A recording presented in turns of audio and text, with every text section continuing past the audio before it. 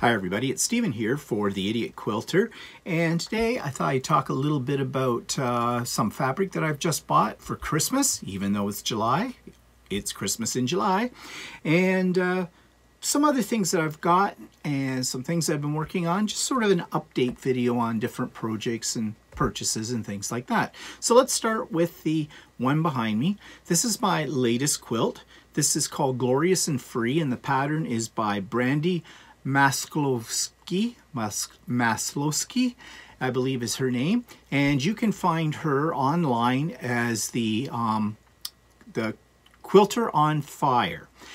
She's out of BC, Canada, and I've had the pleasure of meeting with her in a virtual workshop that was sponsored by the Quilter's Way, which you know is the membership site that I belong to, hosted by Kim Jameson Hurst.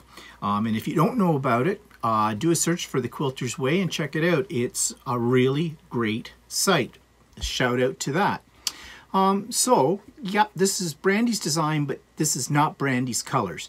Brandy had it in the O Canada fabric line by Northcott, and I couldn't get enough of those fabrics from one place in order to put this quilt together. So I decided to change the color scheme.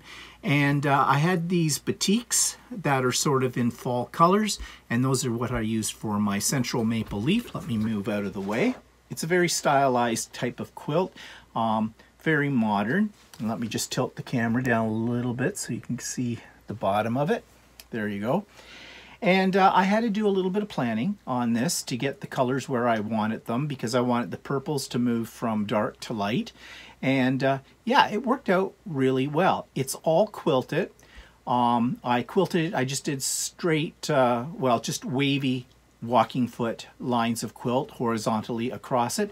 Originally, my idea was to do sort of a radiant coming off from the center of one side over here and then radiating out. But to be honest, I couldn't figure out how to do that, given my setup. And so I figured, rather than make like really crooked lines and trying to get the spacing right and all that kind of stuff, I just decided to go the simple route, which was just to do the wavy line in a variegated thread. So the thread actually has some oranges and purples and things like that in it. You can't see it all that well. If you look down the white section, you can see a little bit of it. And that's okay, because I didn't want the quilting to overpower the design of the quilt itself. And the back of the quilt, let me just get up here and try not to get tangled up in my microphone. I just used another Northcott, I think it might be their, it's either Tuscan line or their canvas line, not sure which, sort of a mottled purple. And so on, and I matched the bobbin thread with the quilting to the background fabric as well, or to the backing fabric as well. Again, that was more or less to make sure I didn't have any mistakes. But one thing I'm very pleased about with this quilt, now I haven't bound it yet, that's next. I've got the binding made, and actually that was a project I was going to do today, but instead I decided to reorganize my sewing room, and that took all morning, and now I'm doing this, and yeah, I'm probably done for the day at that point. So I'll do that tomorrow, and then it'll be completed. Now, one of the things, talking about the quilting of this quilt, I had somebody ask me on an earlier episode of the Idiot Quilter if I could do a video showing how I layer a quilt. Now, layering quilts is not a deep, dark secret. There's a few little, I guess, tricks to it, but mainly it's just a pain in the butt. You have to have an area big enough where you can lay your quilt and your backing fabric and your batting out, so you can avoid as many bumps as possible to get it all layered together. And I don't know about you, but my house is not set up for that, and neither is my sewing room. My sewing room is a very tiny space, as you know, because I have shown it to you before. It's just like one half of my husband's workshop, basically. So there's really no room to spread a quilt out here. So what I do is I go into my rec room, which is next door, and I spread it out on the floor. Problem with that is there is a big area rug on top of wall-to-wall carpeting. I found if I tried to put it on the area rug bunched up, and I got bumps and bulges and tucks in my quilt. So I roll up that carpet, and it works a little better because the wall-to-wall carpeting does not move, but nevertheless, you're down on all four, you're crawling all over the floor, you're getting your knees are getting rug burn on them. And I don't know about you, but you get to a certain age where getting down isn't such a problem, it's getting back up, right? And it's really not a part of the quilting process I like. In fact, out of everything to do with quilting, that is what I hate the most, is doing the actual layering of the quilt. And I have to be honest, I have several UFOs hanging up behind me. Well, you can't see them right now, but they're there. And mainly haven't got around to quilting them yet, mainly because of the layering. However, having said that, I decided to try something new, an experiment.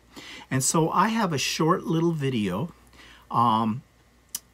Actually, I did a video on how to do the quilting already. That's in the episode before this one, so you can see what I did with my table setup. And you know, that table setup worked really well. So I did go out. I mentioned in that video that I needed a couple of more tables. I did go out, I bought 2 more tables.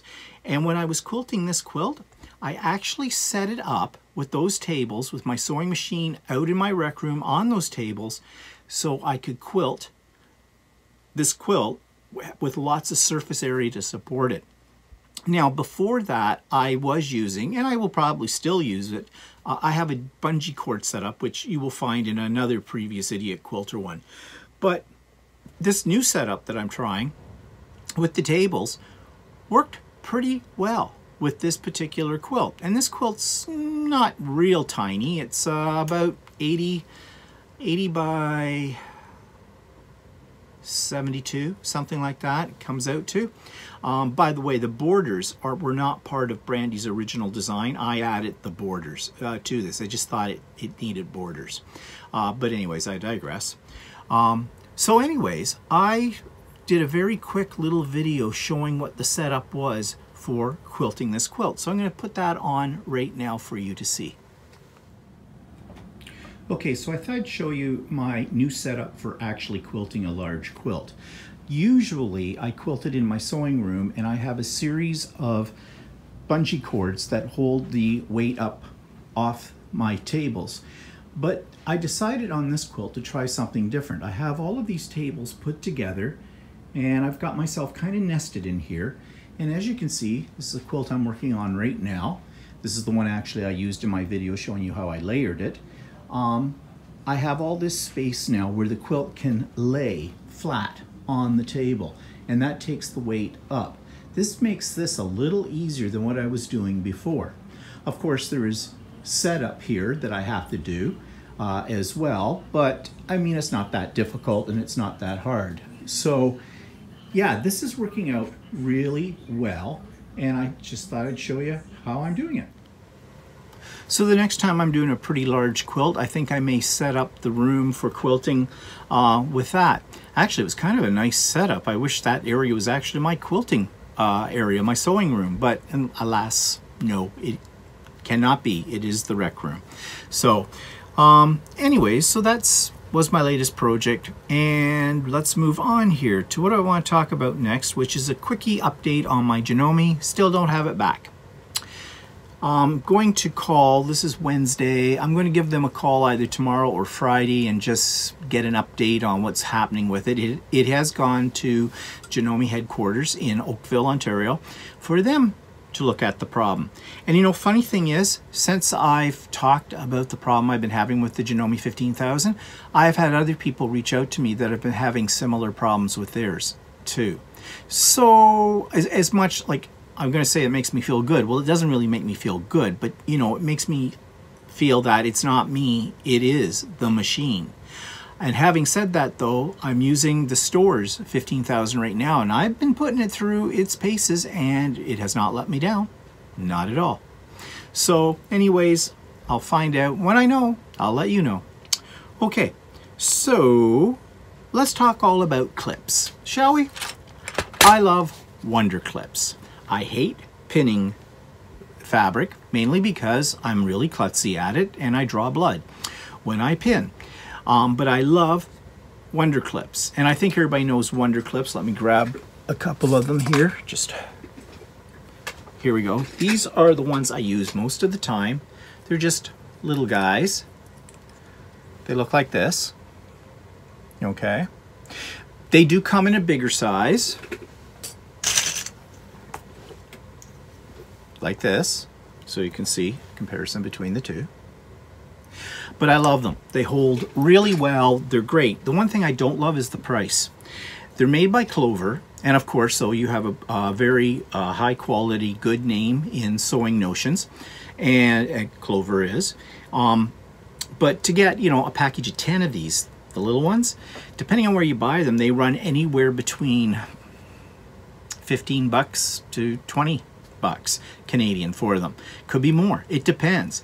If you get a 50 pack, you're talking probably about 50 bucks or so. However, if you go on Amazon, I was going to say YouTube, no, you go on Amazon, you can get the equivalent. Now you got to be careful, okay? Because there you can find all kinds of different ones, and some of them are, well, if they're really, really, really cheap, they probably really, really are cheap in their quality as well. But I've had good luck and gotten, they look exactly like the Wonder Clips. They work exactly like the Wonder Clips for half the price, if not, depending on where you buy them, if not even 2/3 less of the price than what Clover sells them for, and I've had no problems with them. Well, another one that Clover came out with are these, which are much bigger, so see, compared to the original.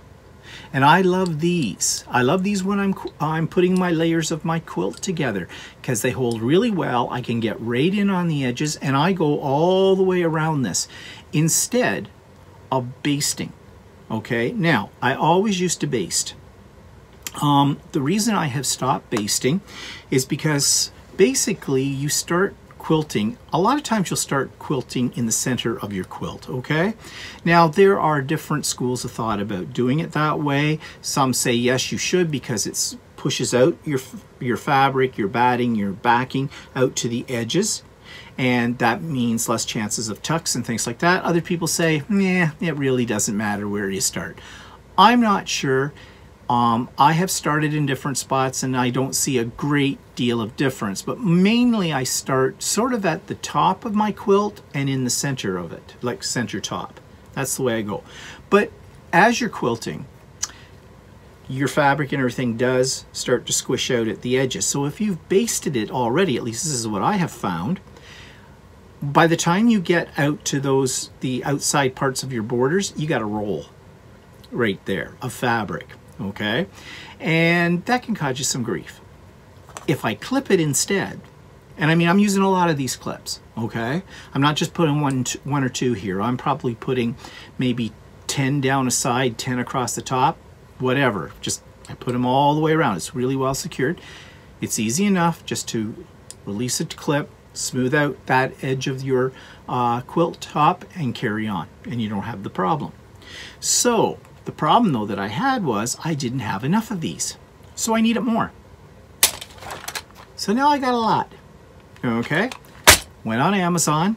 First of all, I checked them out in a couple of other places that are good suppliers of quality products. Well, to get a package of 50, 60 bucks, that kind of thing. I went on Amazon. I found these for $16.99. And they are the same as the Wonder Clips. They came in several different colors, like it was a variety pack. All work just the same as the original Clover Wonder Clips. They're great. $16.99, and I have Prime, so I got them within 2 days and no shipping charge. It was $16.99, period. Okay, for 50. So that was a really good price. So I can't tell you exactly what the link is to Amazon for these, but all you have to do is go on Amazon and put in Wonder Clips. These are the 5.5 millimeter ones. So if you put in Quilting Clips 5.5 millimeters, you'll probably find what I bought. Okay, so yeah, I love them. I still use pins occasionally for things, but like I said, if I can avoid using a pin, I will use a Wonder Clip. So that was sort of my buy of the week. Okay, let's see what's next on here. Well, let's talk about, I talked about the Janome, I talked about the clips, have my list here. Let's go down and take a look at some books I also ordered. I have EQ8, Electric Quilt 8, and to be honest, I don't use it a lot. It's an expensive program, but it does have a fairly steep learning curve. Now, when I first bought Electric Quilt, which is well over a year ago, I also bought this book, EQ8 Lessons for Beginners, and I worked my way through this book. And do you think I can remember? This was sensory overload as well. But great book to have as a reference guide, okay?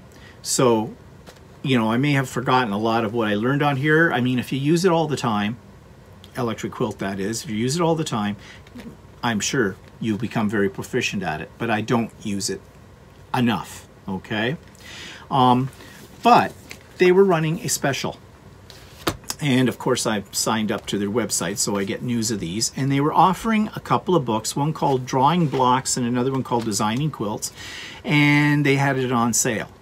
I think the books were something like $36.95 or something, and they had like 20% off or whatever.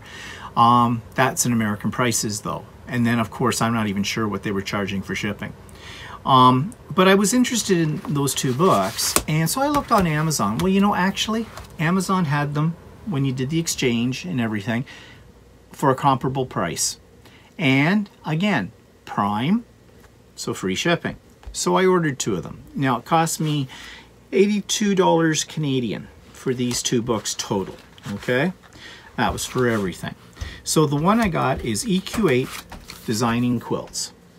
So this takes you through, I guess, I haven't really looked at it yet, I just got them yesterday, takes you through how to actually design a quilt, which is a good thing because that is what I have principally used EQ8 for, is for designing a quilt. But I need help because I get lost in the menus and the things that are there. So I know that Electric Quilt is a very powerful program and I could be doing so much more with it if I knew how. So this will be a help. And then there's EQ8 Drawing Blocks, exercises in EQ8 block designs. Again, the foundations of your quilt, of course, are blocks. So this shows you how to do all of that. Now, it'll take me some time to work my way through these books. Actually, I probably won't sit down and work my way through these books until the time comes when I need to design something and I'll use them as a reference. That's how I usually approach things, on a need-to-know basis. But I have them, and it is a really good program. I highly recommend it. It's worth the investment, but of course, like anything, in terms of software, you've got to spend the time to learn the software. So there you go. Okay, so I've got those now. What else? Well, okay, let's get to the main event here. I did some fabric shopping. So, I was getting a little antsy about getting out, want to do some retail therapy. And, you know, I don't like going out, given this time of the COVID, the whole bit. So we decided, my local quilt shop has not got their Christmas fabrics in yet. I was itching to get some Christmas fabric. I looked online, my various sources that I go to, and basically what they had was either all sold out and it was old stock. It was last year's stuff that they had left over, which I didn't have a problem with. It just, I didn't see anything that I particularly liked. Now, I did order some Christmas fabric online, and I was a little disappointed in what I got because, let me just pull up here what it was that I bought. The reason I was disappointed had nothing to do with the company. I think I ordered these from the quiltstore.ca, which actually is excellent. The service is excellent. It's fast. It comes by Canpar, for those of us that live in Canada and Ontario. And you get it really fast. And the prices are very reasonable. And they basically have a flat rate shipping charge of $12, which is not bad at all. So I saw these online. I ordered them. they're okay, but they're not thrilling me. To be honest, if I saw some of these on a bolt in a quilt store, I would have walked right by them, like this one. I thought this was going to be a little bit different shade of blue. It's a gradient of sorts. It's supposed to be snowflakes and things like that. And it's not horrible, but it doesn't grab me. It really doesn't grab me. Now, having said that, you cut this up to make a block, maybe for a table runner, for a placemat, something like that, a Christmas bag, Christmas stocking, whatever. Mix it with some other fabrics and it'll probably be fine. But like I said, if I'd seen this on the bolt in a quilting store, I would have walked right by it. This one I bought, this one's okay. I bought 2 meters of each of these too, by the way. It's nice. It'll work. No real complaints about that. This is a standard one. I've had this line in my collection in other years as well, and I really like it. You know, it's the poinsettias with a little gold outline on the leaves, that kind of thing. I mean, it's traditional. You can't go wrong with that. And this one too, not too bad.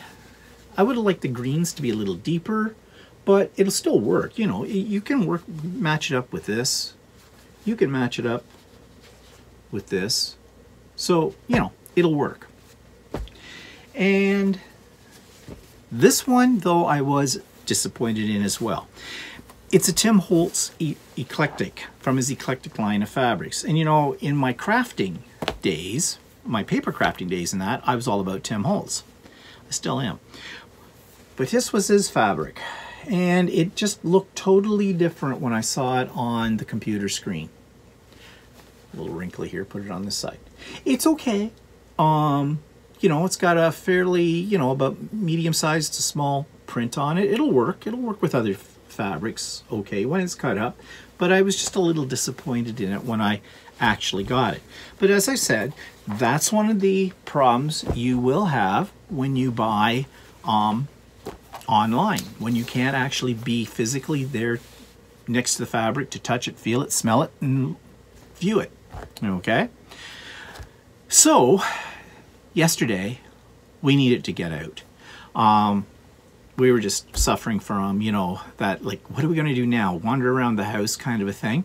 I mean, I've always have quilting projects I can work on, but you get to a point sometimes where you just don't feel like doing that. It's not enough. So I wanted to buy fabric. So as I said, my local quilt store doesn't have their Christmas fabric in yet. And I think a lot of places are suffering from this problem right now. I think the suppliers are having difficulty getting it out because of the whole situation right now with the COVID. But we took a chance and went to a town not too far from us, and there's a quaint little quilt shop there called Annie's. I've been there before, and she's got some different types of fabrics than my usual quilt store, Ultimate Sewing, sells. So, you know, I don't feel guilty about going to Annie's to buy fabrics because I buy at both. Now, I don't go to Annie's that often. So when we got there, they had a sign on the door telling you the procedure. They were allowing one person in at a time. It's very, very tiny. You had to wear your mask, of course. And they had gloves, you know, disposable plastic gloves outside. You were to sanitize your hands, put on the gloves, make sure your mask was on, and then they'd let you in once whoever was in there came out.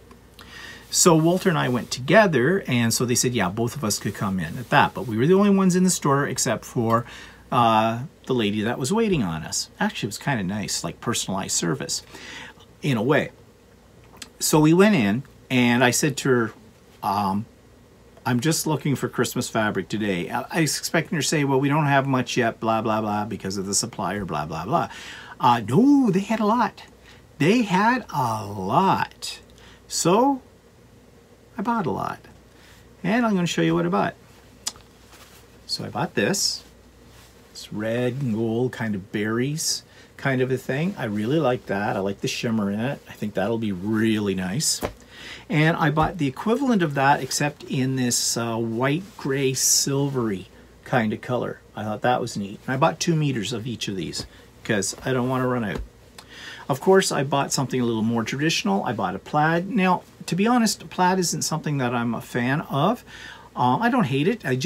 To me, it just reeks of old lady. Sorry, old people. Of a time gone by. Maybe that's a better way to put it, right?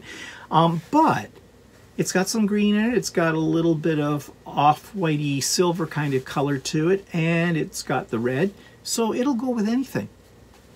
It's a good blender.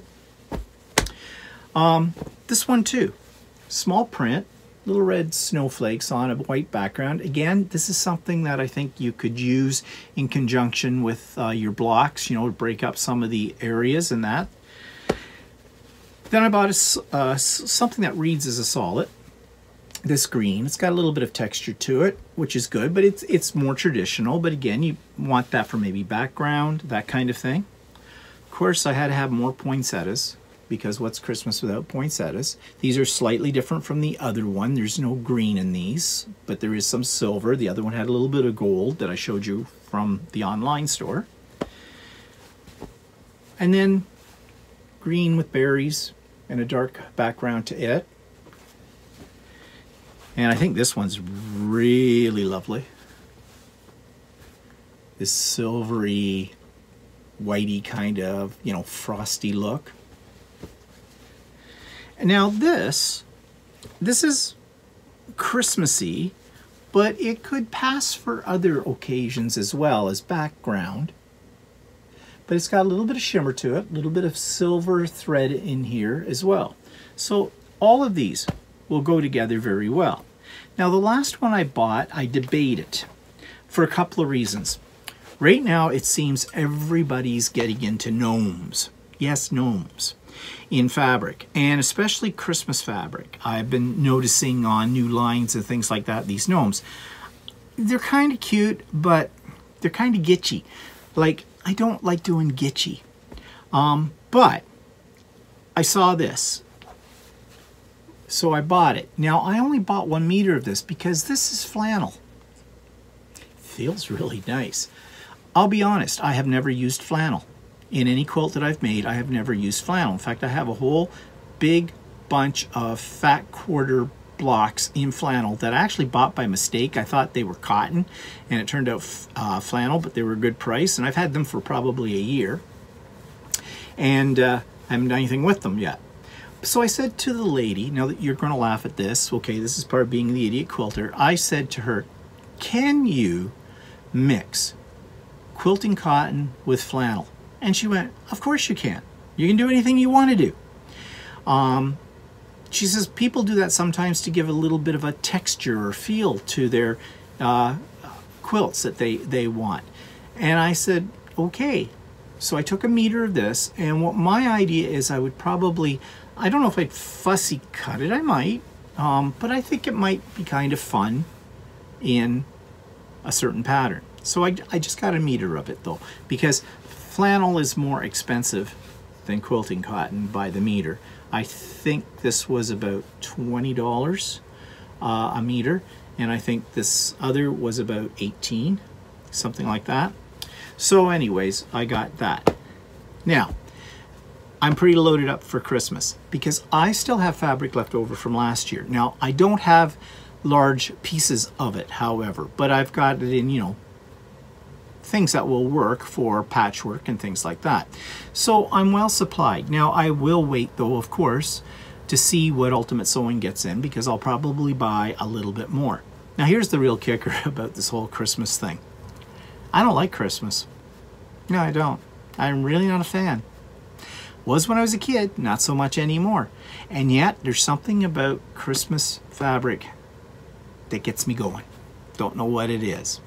So, having said that, the reason I want to buy this fabric now, well, there's several reasons. One, you know what's going to happen. If you don't start buying it now when it's starting to come in, you're going to miss the boat, because they don't really keep getting it in for months and months on end.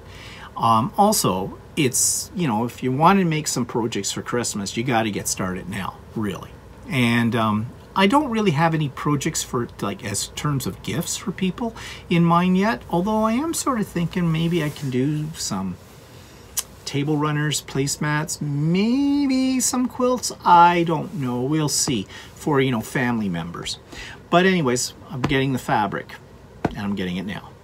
All right, so I was looking through my stash of magazines and books that I have, looking for patterns that could work for, you know, Christmas throws, lap size quilts, that thing, small quilts, and what I was going to do. So I went to online. I went through my books. I found a few things. Nothing was really grabbing me that much. And then I went to a website, and I think it's actually owned. It's American Patchwork and Quilting, and they call it All People Quilt. It's allpeoplequilt.com, and they have tons of free patterns. So I downloaded a few things, like this one grabbed my eye. It has a very traditional look.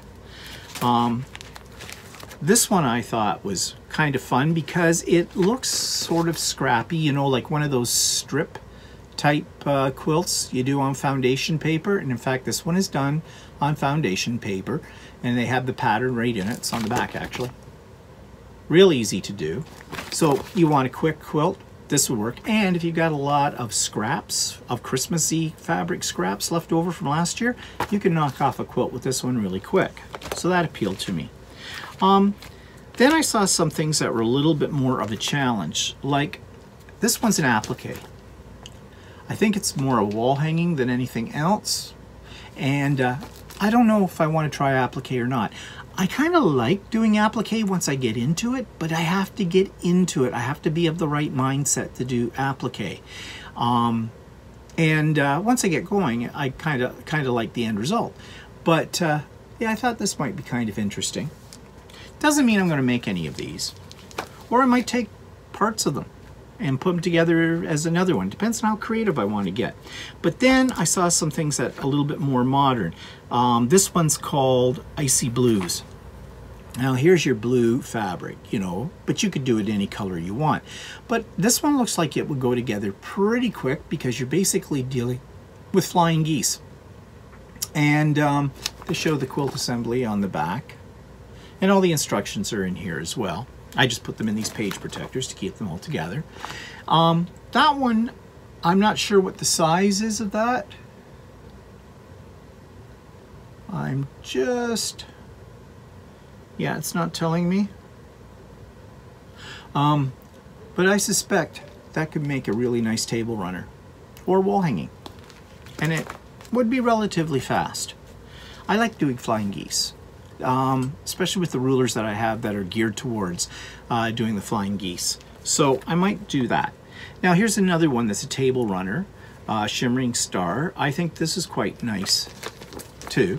And again, pretty basic in its design. So, you know, you want something fast. I think you could knock this off pretty fast. And, you know, it's fast, but nobody needs to know that. You can tell people, oh, this took me days and days and days to make. So, yeah. And then this one is not actually a Christmas pattern, but with the right fabrics, I think it would look stunning as a Christmas quilt. This is from Jordan Fabrics, one of their freebies.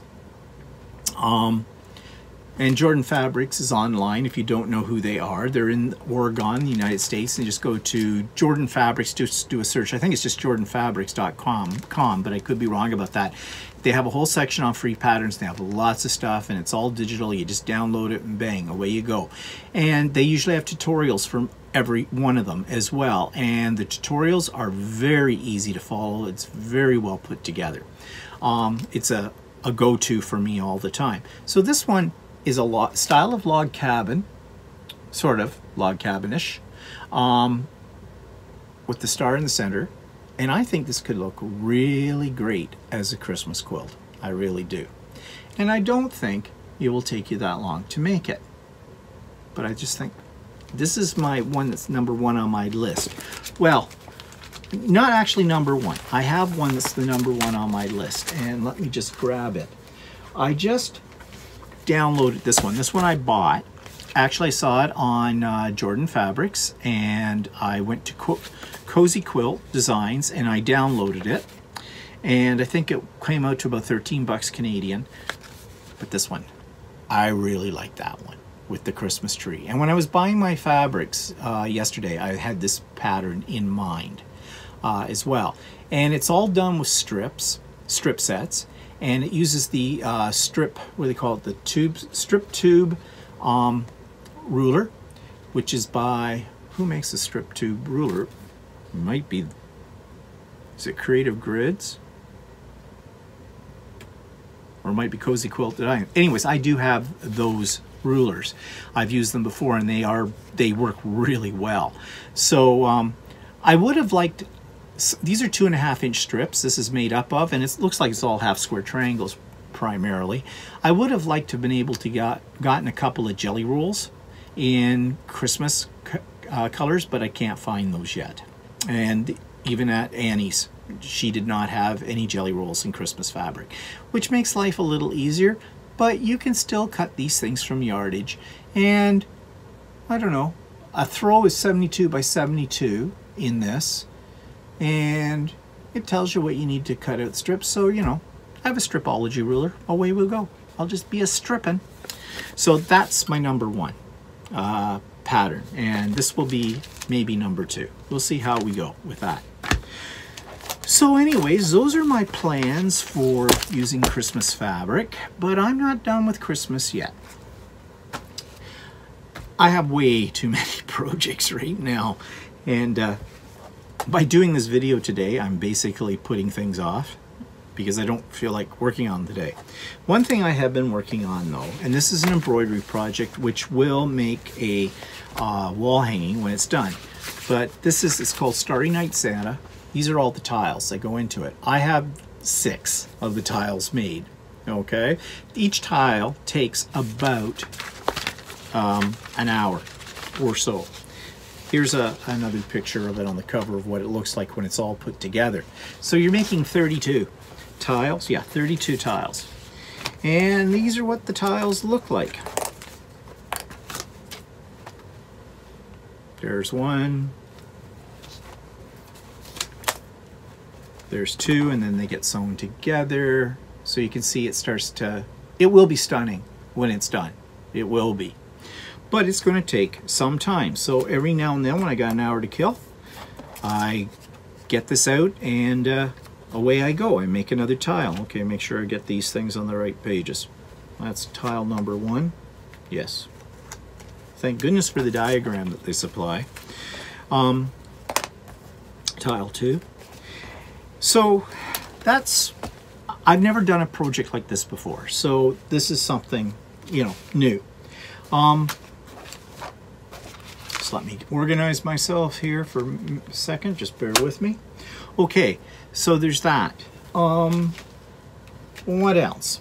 Well, okay, so that's what I'm planning for Christmas. Now, specifically, I don't know. Ideally, I get a runner done. Actually, there's another pattern for a runner as well. That this one's called Celestial Stained Glass Tiling Scene. And it works the same way, but you can see the detail that's in that. It looks like a stained glass window. I don't know if I'm going to get to that or not. It's in my pile here to consider. And then, of course, there's Halloween.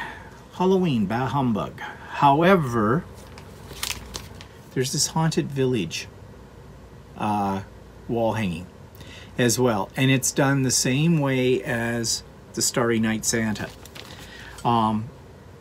And that's just a Haunted Village. I thought there was more to it than just that. Maybe not. No, that's it. That's what it looks like when it gets done. But there's a lot. These are all tiled together, and there's probably, I don't know how many different pieces to it. No, there's more to it than that. Give me a second here.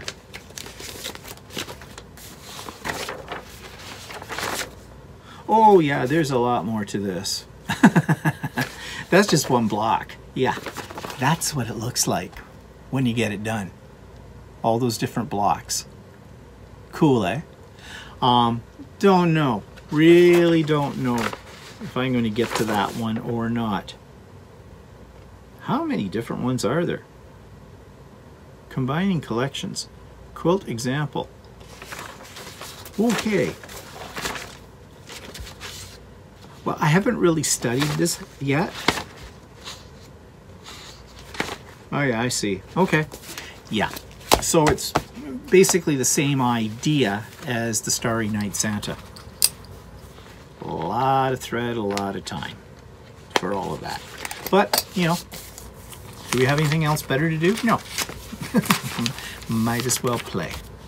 So those are some projects. Now, I'm not done yet. So, my problem is I go online, I see patterns I like, and I download them. I have a big box of patterns that I'll never get in 1,000 years. But I saw this one, actually. This one was, I think this one came out of the Block magazine by Missouri Star Quilt. I get the digital version of it every so often and go through it. And this one, I thought, I just love the colors in it. It's a wall, more of a wall hanging.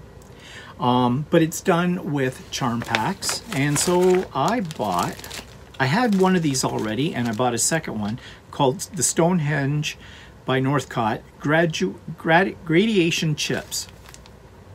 And I bought 2 packs of those, and I know there's a glare on them. This is the leftover from another pack I had. But you can see all the different colors that are in this. And I think that will work really well with this design. I'm not so sure about the curves, but I've done curves before, so I don't think that's going to be. I think you do it with a drunkard's path template, and I have that template, so no problem there. Then I also saw this. Now this, I don't like the colors in this, but again, this came from the Missouri Star Quilt Company's Block magazine, Bird of Paradise. And again, you do it with 5-inch squares, charm squares. I don't like the colors, but I thought I might be able to make it look really cool with these. Artisan Spirit Sandscapes, metallic by Northcott. And these are all in various colors and shades of blues and purples and teals, which I like those kind of colors. So it needs about 4 packs of them, so guess what? I have 4 packs of them. Yeah, I took one out here. I can show you kind of what the colors look like. So I think this will work quite well. And I'll use probably a white background like they did in the pattern picture. Yeah, when will I get to those? Not sure. Like I said, I still have about 6 or 7 UFOs to quilt. Yeah, lots to do, so little time. But, you know, it keeps us off the streets, doesn't it? Okay, so those are projects that at some point in time I'm coming up to. And what else? Anything else to tell you today? I'm just looking over my notes. Nope, I think that's pretty much it. So now I've got to get that sucker bound and get on with my other projects. So I hope you're keeping busy, and stay tuned for my next episode of The Idiot Quilter, because you'll never know what I've bought, what I'm going to show you, whatever. Have a nice one. Bye-bye.